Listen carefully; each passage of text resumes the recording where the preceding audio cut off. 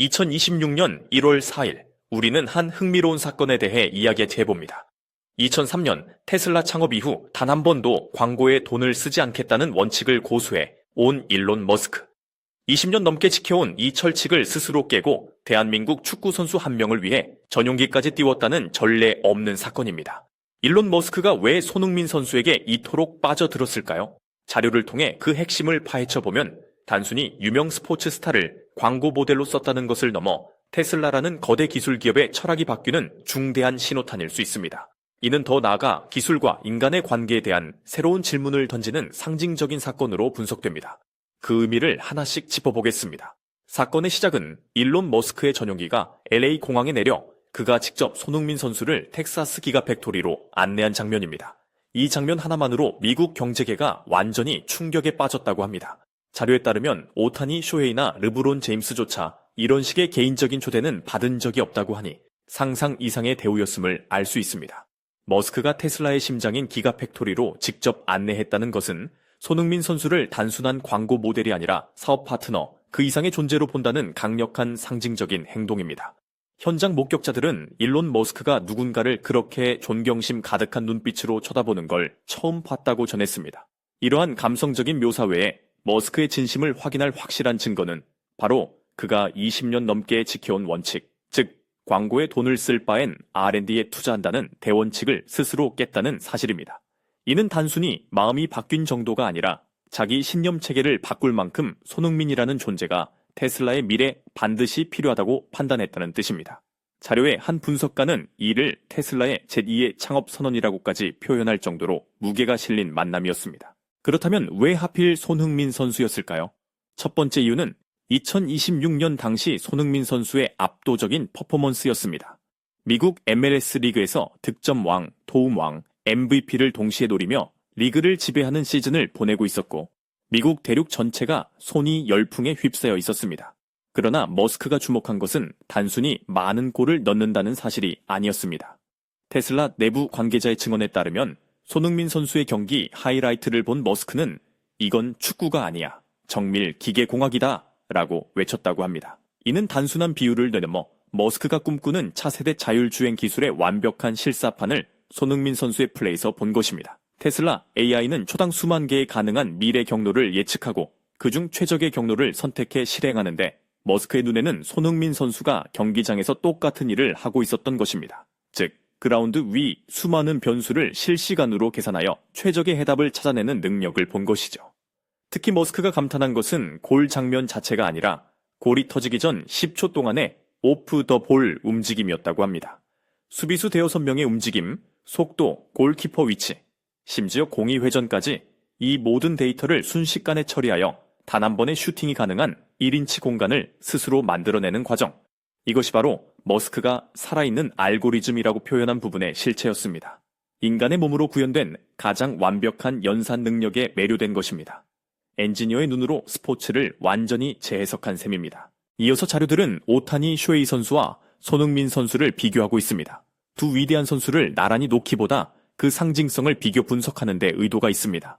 오타니 선수가 일본과 북미라는 특정 시장의 깊이를 상징한다면 손흥민 선수는 축구라는 세계 공용어를 통해 아시아, 유럽, 북미, 남미, 아프리카까지 다 아우르는 넓이를 상징한다는 분석입니다. 즉, 브랜드의 확장성 측면에서 손흥민 선수가 가진 스케일이 다르다는 것이죠. 문화적 배경이 전혀 다른 시장에도 동시에 통하는 힘, 바로 이것입니다. 결과적으로 손흥민 선수는 테슬라 특정 모델의 전 세계 단독 앰베서더가 되었고 이는 오타니 선수도 이루지 못한 일입니다. 전문가들은 이 계약의 브랜드 가치가 앞으로 10년간 최소 1조 원을 넘을 것으로 추산하고 있습니다. 더 중요한 것은 두 선수의 공통점입니다. 자료들은 세 가지를 꼽습니다. 첫째, 압도적으로 높은 대중적 호감도. 둘째, 완벽하게 깨끗한 사생활. 마지막으로 전 세계 80억 인구를 감동시킬 수 있는 감성적인 힘입니다. 기업 입장에서는 리스크는 거의 제로에 가까운데 파급력은 최대치인 가장 안전하고 강력한 브랜드 자산인 셈입니다. 머스크는 손흥민이라는 완벽한 자산을 발견했을 뿐만 아니라 그 자산을 통해 훨씬 더 큰 그림을 그리고 있었습니다. 가장 도발적인 주장은 이것이 다가 아니라는 것입니다. 머스크의 진짜 목표는 테슬라의 인공지능에 손흥민이라는 이름에 인간성을 입히는 것이었습니다. 인간성을 입힌다는 것이 무엇일까요? 자료 중 한 기사는 손흥민 선수의 구체적인 사례들을 언급합니다. 예를 들어 해트트릭을 하고도 어린 동료 선수의 데뷔골을 더 축하해주던 모습, 거친 태클 후에 진심으로 사과하던 일화, 경기에서 졌을 때 보여주는 순수한 눈물 같은 것들입니다. 머스크는 단순히 착한 사람이라는 이미지가 아니라 공감 능력, 책임감, 회복 탄력성 같은 구체적인 행동 데이터에 주목한 것입니다. 이는 단순한 마케팅을 넘어 미래 인간과 기계 관계에 대한 테슬라의 철학적 선언과도 같습니다. 우리 기술은 단순히 완벽하고 차가운 기계가 아니다. 손흥민처럼 따뜻한 품격을 지향한다는 메시지를 세상에 던진 것입니다.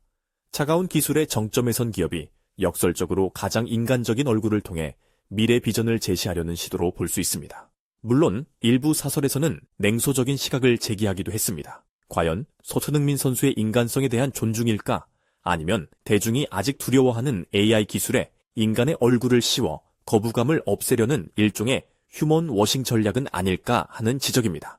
손흥민 선수의 흠잡을 데 없는 평판을 방패막이로 삼으려는 고도의 PR 전략일 수도 있다는 분석 역시 매우 타당합니다. 하지만 진실은 둘 다일 것입니다. 비즈니스 전략가의 관점에서 보면 이보다 더 영리한 휴먼 워싱은 없을 것입니다. 동시에 이는 테슬라 스스로에게 공개적인 약속을 하는 것과 같습니다. 우리 AI의 롤모델은 손흥민이다 라고 선언함으로써 기술 개발의 윤리적 방향성에 대한 하나의 기준점을 대중에게 제시한 셈입니다. 앞으로 테슬라 AI가 논란을 일으킬 때마다 사람들은 이것이 손흥민이 보여준 모습과 맞는가? 라고 질문하게 될 것이기 때문입니다. 이 모든 논의에 불을 붙인 것은 머스크의 SNS 게시물이었습니다.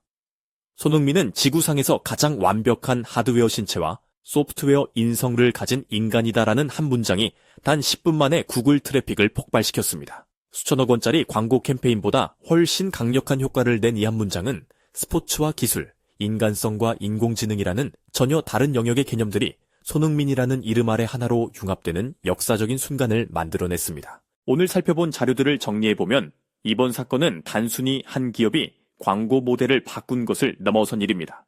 이는 한국인 한 명이 글로벌 기술 문명의 새로운 상징이 되었다는 선언과도 같았습니다. 손흥민 선수는 축구공으로 영국 프리미어리그를 정복했고 이제는 그의 인품과 플레이 스타일로 실리콘밸리의 심장을 사로잡은 것입니다. 자료의 마지막 문장은 이 모든 것을 요약합니다. 그는 은퇴를 위해 미국에 온 것이 아니라 자신의 위대함이 어디까지 뻗어나갈 수 있는지 증명하기 위해 왔다. 149년의 미국 축구 역사와 20년의 테슬라 역사가 이제 손흥민이라는 이름 아래 다시 쓰여지고 있다. 일론 머스크조차 존경하게 만든 그 자부심의 비행, 그것이 바로 손흥민 선수가 탄 전용기의 진짜 의미였습니다. 마지막으로 한번 생각해볼 질문을 던져봅니다.